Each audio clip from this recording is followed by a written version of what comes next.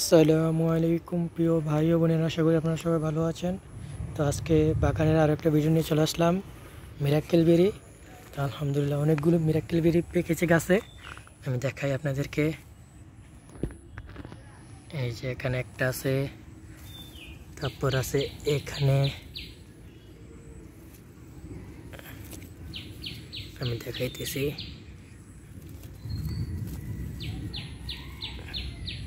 এই যে এখানে, তারপরে এই দিক দিয়ে আছে আরেকটা। এই যে দেখেন, এই দিক থেকে আরো আছে। আল্লাহু আকবার। তারপর এখানে আছে,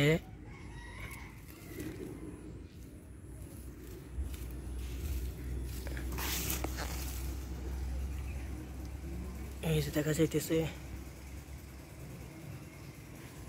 এবার অনেকগুলো মিরাক্কেল বেরি পাকছে।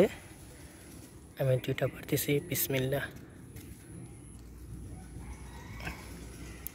সবগুলো পারবো না, কারণ সবগুলো একসাথে খাওয়া যাবে না, এগুলো অনেক মিষ্টি।